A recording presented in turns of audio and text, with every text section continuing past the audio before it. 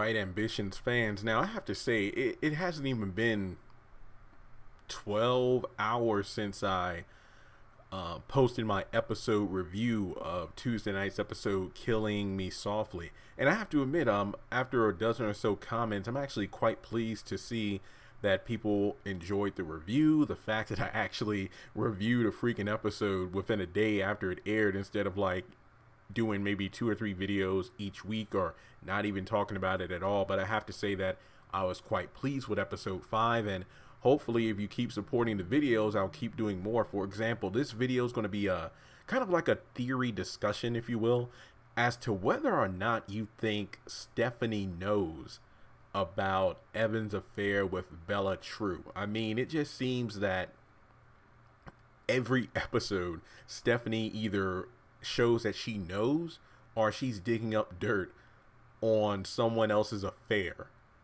And it's crazy. I mean, what, Marilyn's, Amara's, and who knows who else. I mean, it's just like every scene that Stephanie's in, she's either exploiting information as blackmail or threatening someone or doing this or that. Not to mention, she seems to have a hell of a, I guess you could say, a personal investigative team, people who can dig up dirt whenever necessary. And one thing I will try to do in these videos is to not compare ambitions to the haves and the have-nots, but it's almost impossible to, in regards to some of the storylines and quirks being somewhat familiar, because it's actually one of those situations where something happened in one show, it kind of happens in another. And no, I'm not saying like Will Packer's copying Tyler Perry. That's not what I'm saying at all. I'm just saying that it's going to be common for me to kind of like, hey, well, something in the haves and the have-nots reminded me of something that happened in Ambition. So, for example, seeing Stephanie, I think it was in episode 2, I forget his name, but it was like the guy that came into the office with the information about Damien and Amara, and that's when Stephanie was pretty much all giddy with the fact that she had this juicy dirt on Amara. And I feel like, and maybe I should, and let me know in the comments if you want me to do a video. I do feel like it still is a bit premature, but maybe I can do a video listing out some of the things about Ambition that I like a little bit more than the haves and the have-nots, because seeing the people who are sent out to get information and all actually getting the information and coming back to the person that sent them, I think is a lot better than just saying something happened off screen. So yeah, only after 5 episodes, there are some elements about Ambitions that are actually better than the haves and the have-nots. But more to the point, it just seems like Stephanie's well aware of everything that's going on in the city except what's going on in her own home. Even though I'm pretty sure that Bella and Evan never really slept together in the house. But we know Hakeem is their son, and I believe, wasn't Hakeem the name of the little boy on Meet the Browns, the series? And it's ironic because senior Evan and Rondell's father was playing, his actor was playing the Colonel on Meet the Browns. So I just thought that was pretty cool. But in any case, some people are telling me, man, Stephanie knows. She knows already. I'm like, really? I mean, if she knew that not only is her personal fashion, wow, that sounded weird, her personal fashion designer was having an affair with her husband, and not only that, they have a young son together. Is it one of those things where, does she know and doesn't care, or does she know and is waiting to exact her revenge in a big way? I mean, it wasn't in episode 1 where Stephanie's talking with her father, and she made it clear that, hey, I wanted to divorce Evan long ago, but you said no. You and mom were like, no, stay together for the sake of, uplifting the law firm and, taking over more territory in Atlanta. So it seems to me that it might be a Catherine Cryer situation where she's aware of Jim's mistresses and even the extra kids, but still is married to him anyway, and still let Celine work at the mansion. So it's kind of like Stephanie allowing Bella to be her personal designer, because Bella is kind of like one of, if not the best she is at what she does in that local area. Because what Bella said to and I'm sorry, I actually said Broderick in my episode review and some of my social media posts when it was actually Roderick. But can you really blame me? The name sounds so similar. Evan allegedly, after seeing Bella, and I'm going to assume this was around the time she got pregnant as well, or something along those lines, put her up in the law, finance Bella True, and then pretty much made her his wife's personal designer because, you know, being the mayor's wife and being part of the Carlisle family attorney firm, it makes sense that Bella's outfits will get big press by that alone. So I don't know. I think that maybe, I think it might be a bit ridiculous, but a bit funny how Stephanie has dirt and all this stuff on her quote unquote friends and enemies and frenemies, if you will. But she's unaware of the one thing Evan's doing right under her nose, which again, I do think that would be kind of interesting because it's pretty obvious it's pretty obvious she wears the pants in that house. So to actually have Evan have something on her that have something going on that she doesn't know about is actually pretty interesting. Not to mention Daphne and those freaky things they do. Does Stephanie know about that? I don't. I feel like those two are just married for appearances. Once again, the Jim Cryer, Catherine Cryer situation, where they're just married for public appearances and things of that nature. They pretty much live their own lives while living under the same roof.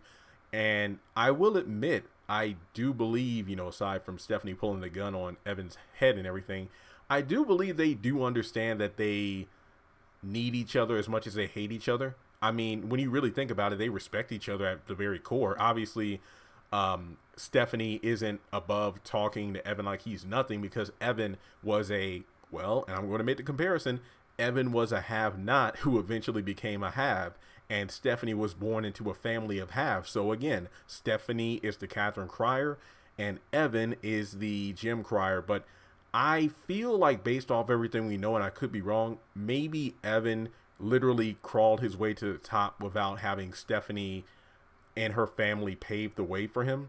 I think it wasn't until maybe after he became mayor that those two got together. I could be wrong.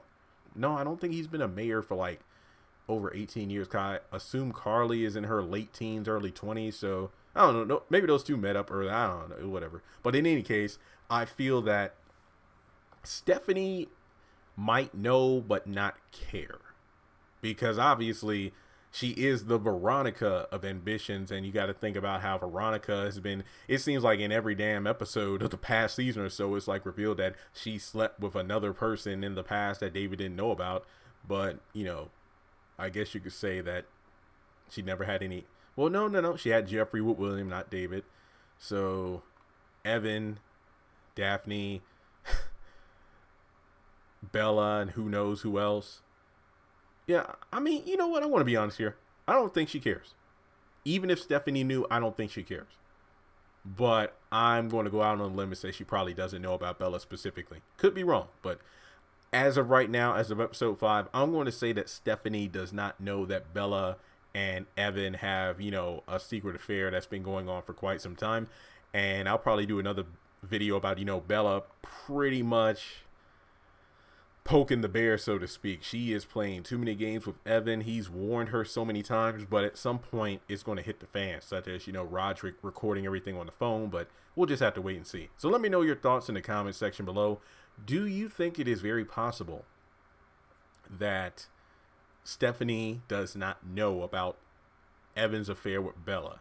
Or do you think that it is possible and most likely that she does know, considering everything else she does know in that town, but just doesn't care so long as things don't leak out to the press, such as, you know, Carly and Lori kissing and then that girl posting the photo, and who knows where that's going to lead in the next episode. So with that being said, folks, thanks so much for tuning in.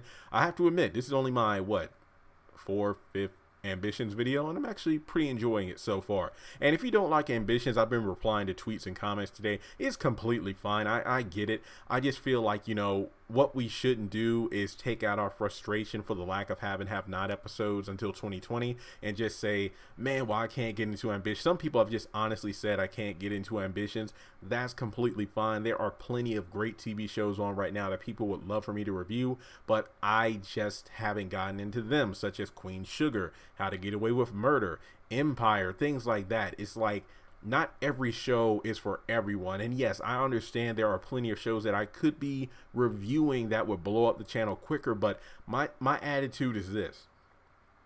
And so long as I'm not being sponsored or anything, it's going to stay this way.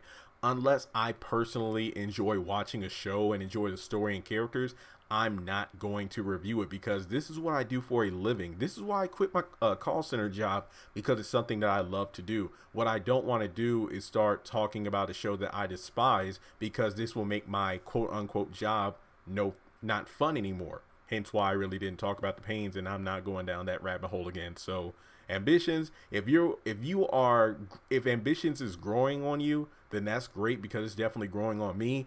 If you don't like ambitions, that's completely fine as well. I'm still going to be doing have and have not videos. I have several other discussion videos, not to mention more behind the scene footage is being leaked. And I've been tinkering with the idea of a video like are the Medea movies connected, things like that, just like a fun little theory video. I think I'll need the help of like maybe Chandler and Melrose and people like that, because it's definitely something I can't do alone. But thanks so much for tuning in, guys. If you want to do me a big favor, be sure to hit that like button. It really does help out the video and the channel. On top of that, if you are new, please hit the subscribe button, trying to hit that 100,000 subscriber mark. And with that being said, comment your thoughts. Let me know what other ambition themed videos you want me to do, and I'll talk to you soon.